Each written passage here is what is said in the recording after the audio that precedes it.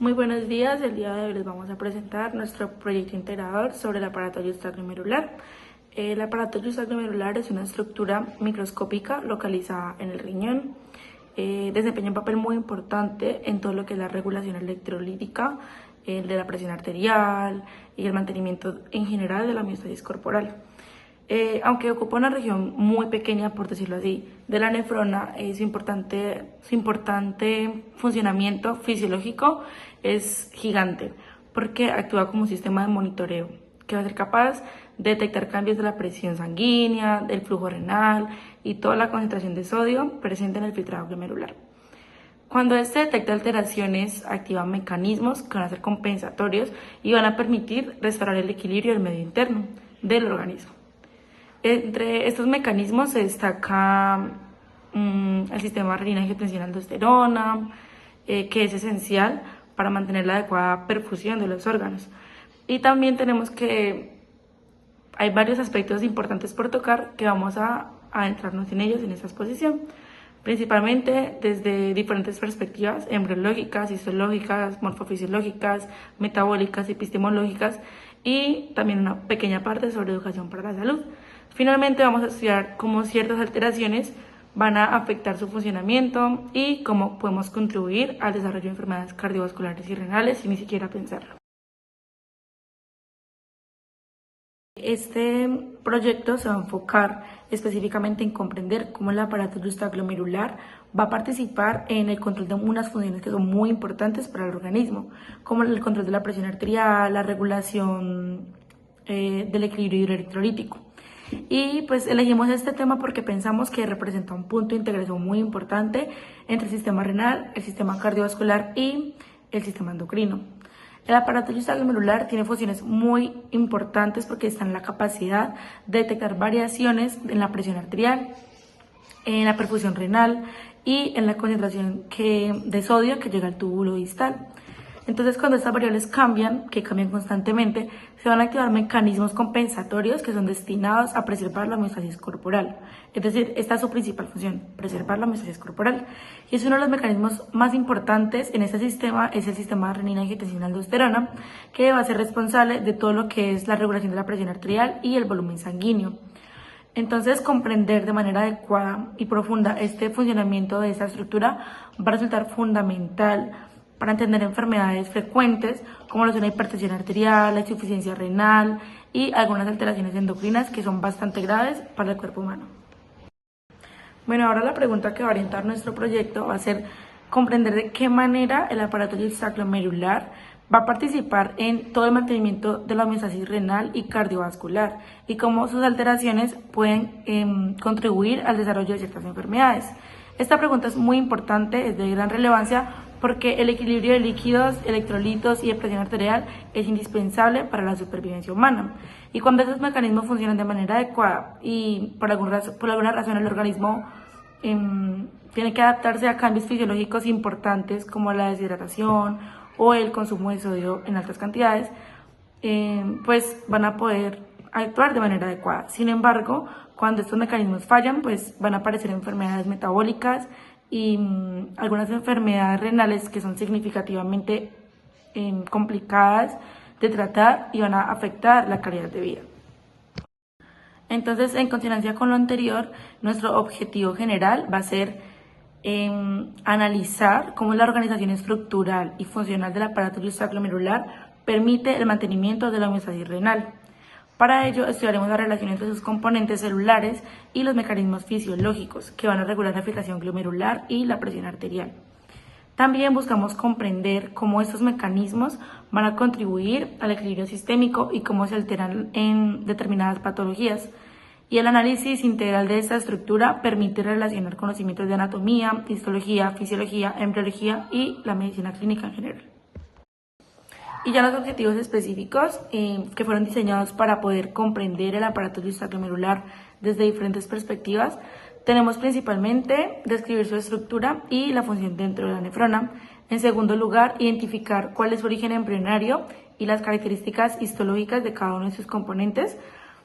También explicar el funcionamiento del sistema renina-angiotensina-aldosterona y su importancia en el equilibrio hidroelectrolítico. Y otro objetivo también va a consistir en reconocer la importancia de la prevención de enfermedades relacionadas con este importante sistema.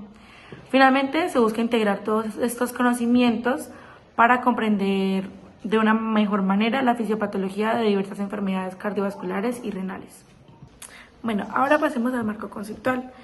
Para entender el aparato glomerular es importante entender algunas funciones generales del riñón. Entonces sabemos que además de eliminar desechos, productos de desecho, el riñón va a regular la cantidad de agua corporal y va a mantener la homeostasis y el equilibrio de electrolitos, como lo son el sodio, el calcio y el potasio. También va a participar en el control del pH sanguíneo y este lo hace mediante la regulación de la hidrogeniólisis y el bicarbonato.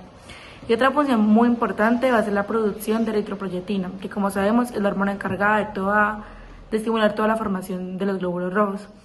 Por tanto, este riñón es un órgano esencial para mantener la homeostasis y cualquier alteración en su funcionamiento puede afectar gravemente múltiples sistemas corporales. Desde el punto de vista embriológico, el sistema urinario se va a desarrollar a partir del mesodermo intermedio.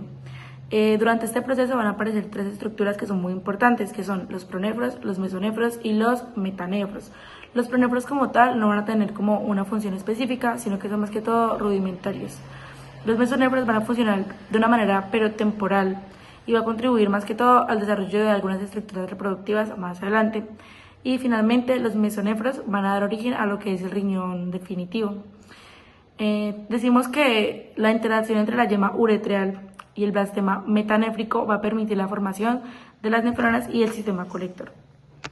Finalmente, entre las semanas 6 y 9 va a ocurrir el ascenso renal, mediante el cual los riñones van a alcanzar su posición anatómica definitiva.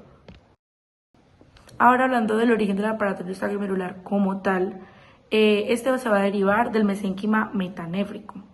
Durante el desarrollo embrionario, algunas células se van a diferenciar y van a adquirir características especializadas. Estas células lo que van a hacer es migrar hacia la arteriola aferente y desarrollan gránulos que van a almacenar la renina. La renina será la molécula encargada de iniciar toda la cascada hormonal del sistema renina-angiotensina-aldosterona. Y además estas células se van a desarrollar uniones comunicantes que van a facilitar todo lo que tiene que ver con la transmisión de señales entre los distintos componentes del aparato glomerular. Bueno, ahora desde una perspectiva histológica, el aparato glomerular va a estar constituido por tres componentes principales que van a trabajar de forma coordinada para poder llevar a cabo todas estas regulaciones renales. El primero de ellos va a ser la mácula densa, que va a corresponder básicamente a un grupo de células especializadas que van a estar localizadas en la pared del túbulo contorneado distal. Estas células van a poseer una alta capacidad para detectar lo que son cambios en la concentración de sodio y de cloro, que van a estar presentes en el filtrado glomerular. Es por esta razón que se consideran quimiorreceptores especializados. El segundo componente son las células glomerulares o también llamadas células de las granulosas, porque son células musculares lisas que van a estar siendo modificadas constantemente y van a estar localizadas en la pared de la arteriola aferente. Su característica principal, que da su nombre realmente, es la presencia de gránulos citoplasmáticos que van a almacenar la renina. Esta enzima va a ser fundamental para todo lo que es el inicio del sistema renina-angiotensina-aldosterona, como lo explicamos anteriormente. El tercer componente va a corresponder como tal a las células mesangiales extraglomerulares. Estas células, también conocidas como células lasis, van a cumplir funciones de soporte estructural y de comunicación mediante señales químicas que van a facilitar lo que es la coordinación entre la mácula densa y las células granulares. La organización adecuada de esas tres funciones, de esas tres estructuras, va a permitir que el aparato glomerular funcione de manera correcta como una unidad de sensor que puede detectar todas las alteraciones de composición del filtrado y responder rápidamente para preservar así la homeostasis. Integración morfofisiológica. Bueno, el aparato glomerular es uno de los mejores ejemplos de una integración entre función y estructura dentro del organismo. Su principal mecanismo de acción es la retroalimentación túbulo-glomerular, que permite ajustar constantemente la tasa de filtración glomerular. Cuando aumenta la cantidad de sodio y de cloro que llega al túbulo distal, la mácula densa detecta esta variación mediante el transportador específico que es NKCC2. Este hallazgo va a indicar que la velocidad de filtración está demasiado alta. Entonces, como respuesta, la mácula densa va a liberar ATP y adenosina. Estas moléculas, ¿qué van a hacer? Van a producir una vasoconstricción de la arteriola aferente. Entonces, al disminuir el diámetro de esta arteriola, se reduce el flujo sanguíneo y hacia el glomérulo va a disminuir la tasa de filtración glomerular. Por el contrario, cuando existe una concentración de sodio disminuida, la mácula densa va a interpretar que la filtración es insuficiente o que existe una disminución de la perfusión renal. Es en este momento que va a estimular la liberación de renina por parte de las células extraglomerulares. La renina activa va a activar una cascada hormonal que va a incrementar la presión arterial y va a favorecer a la retención de agua y de sodio. Es gracias a todo este mecanismo que el riñón puede mantener una filtración relativamente constante, incluso cuando la presión arterial sistémica presenta variaciones bastante importantes. Desde el punto de vista metabólico, el funcionamiento renal implica un enorme gasto energético. Aunque la filtración glomerular ocurre de manera pasiva gracias a diferencias de presión hidroestática, la mayor parte del trabajo se realiza durante la absorción tubular. Las células tubulares deben recuperar aproximadamente el 99% de agua filtrada y grandes cantidades de glucosa, aminoácidos y electrolitos. Para lograrlo, utilizan mecanismos de transporte activo que dependen directamente de ATP. Por esta razón, las células de los túbulos renales contienen abundantes mitocondrias y presentan una elevada actividad metabólica. La producción de ATP ocurre principalmente mediante la fosforilación oxidativa, proceso que requiere oxígeno y nutrientes adecuados. En este contexto, el aparato extraglomerular tiene una importancia metabólica indirecta, ya que regula el flujo sanguíneo renal y garantiza el aporte de oxígeno necesario para mantener la actividad celular. Cuando se activa el sistema renina-angiotensina-aldosterona, también se modifican procesos metabólicos relacionados con el transporte de sodio y de agua, incrementando la absorción renal y contribuyendo al mantenimiento del volumen sanguíneo. El estudio del riñón refleja claramente la evolución histórica del conocimiento científico. Las primeras civilizaciones, especialmente la mesopotámica, atribuían las funciones corporales a causas sobrenaturales. El riñón era considerado un órgano sagrado, relacionado con voluntad divina. Posteriormente, durante la época griega y romana, Galeno desarrolló la teoría humoral. Según esta visión, el riñón cumplía una función depuradora basada en principios filosóficos más que experimentales. Durante muchos siglos, estas explicaciones dominaron el pensamiento médico. Sin embargo, a partir del Renacimiento, se comenzó a consolidar la observación científica. Thomas Willis y otros investigadores introdujeron una visión más mecanística de este órgano. El riñón dejó de entenderse como un simple filtro pasivo y comenzó a reconocerse como un órgano activo capaz de regular el equilibrio interno. Actualmente sabemos que estructuras como el aparato extraglomerular poseen mecanismos complejos de señalización celular, demostrando cómo el conocimiento científico evoluciona constantemente a medida que surgen nuevas evidencias experimentales. Desde la atención primaria en salud es posible prevenir numerosas alteraciones relacionadas con el aparato extraglomerular. Una de las principales medidas es disminuir el consumo excesivo de sodio, ya que una ingesta elevada favorece la hipertensión arterial y genera una sobrecarga funcional en el riñón. También es importante mantener una hidratación adecuada, pues permite conservar el volumen sanguíneo estable y evita la activación innecesaria del sistema renina-angiotensina-aldosterona. Otra recomendación consiste en evitar el consumo indiscriminado de antiinflamatorios no esteroideos, debido a que estos medicamentos pueden alterar la autorregulación renal. Y finalmente, el control periódico de la presión arterial, facilitan la detención temprana de alteraciones que van a mejorar el pronóstico del paciente. En condiciones normales, la mácula densa regula de forma precisa la filtración glomerular. Sin embargo, diferentes enfermedades pueden alterar este equilibrio.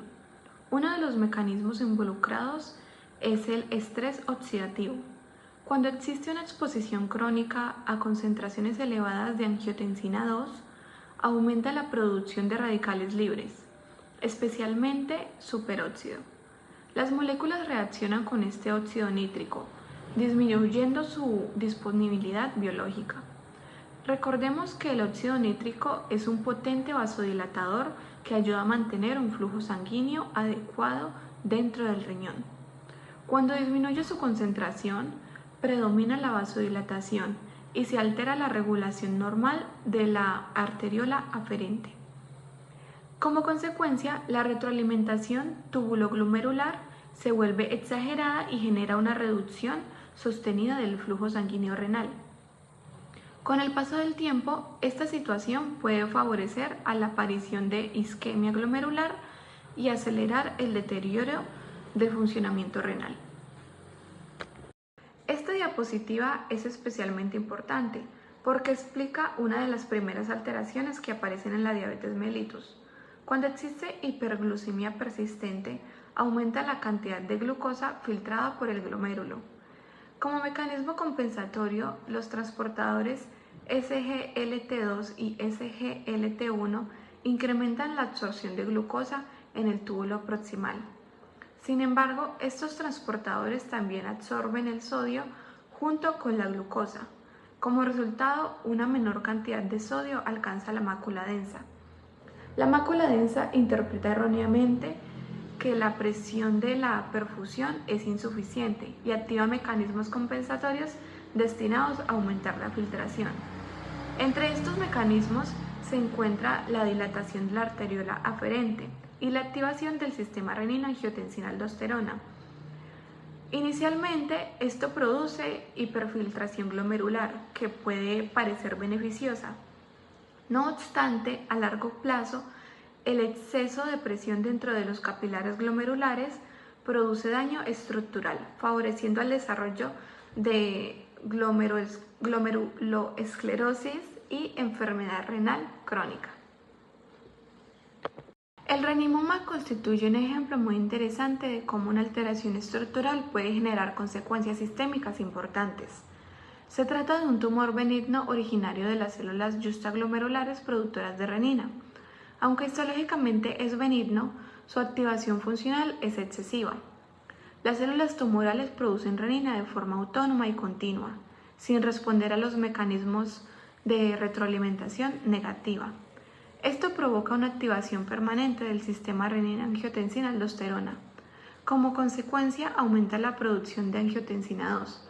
Se va a incrementar la vasodilatación sistémica y se estimula la secreción de aldosterona. La aldosterona favorece la retención de sodio y de agua y aumenta la excreción de potasio. Por esta razón, los pacientes suelen presentar hipertensión arterial severa, difícil de controlar con tratamientos convencionales, y también está acompañada de hipopotasemia y alcalosis metabólica. El estudio de renimoma demuestra la enorme influencia que puede tener una pequeña estructura renal sobre el funcionamiento de todo el organismo. Podemos afirmar que el aparato justaglomerular constituye una de las estructuras reguladoras más sofisticadas del organismo. Su función no se va a delimitar únicamente al riñón, sino que tiene repercusiones sobre todo el sistema cardiovascular, a través de la integración de señales químicas, mecánicas y metabólicas. Esta estructura va a mantener el equilibrio hidroelectrolítico y va a contribuir al control de la presión arterial. Además, su funcionamiento permite explicar la fisiología de enfermedades frecuentes como la hipertensión arterial y la enfermedad renal crónica. Por ello, el estudio del aparato justaglomerular es fundamental para la práctica médica. Para la elaboración de este proyecto utilizamos diferentes fuentes confiables, incluyendo artículos científicos, textos especializados en fisiología, embriología, histología, metabolismo, además de documentos provenientes de organismos internacionales de salud. Estas fuentes nos permitieron validar la validez científica de la información presentada. Muchas gracias por su atención. Esperamos que esta presentación les haya permitido comprender la importancia del aparato yuxtaglomerular como un elemento clave en la regulación de la presión arterial, también en el equilibrio hidroelectrolítico y en el mantenimiento de la homeostasis. Muchas gracias.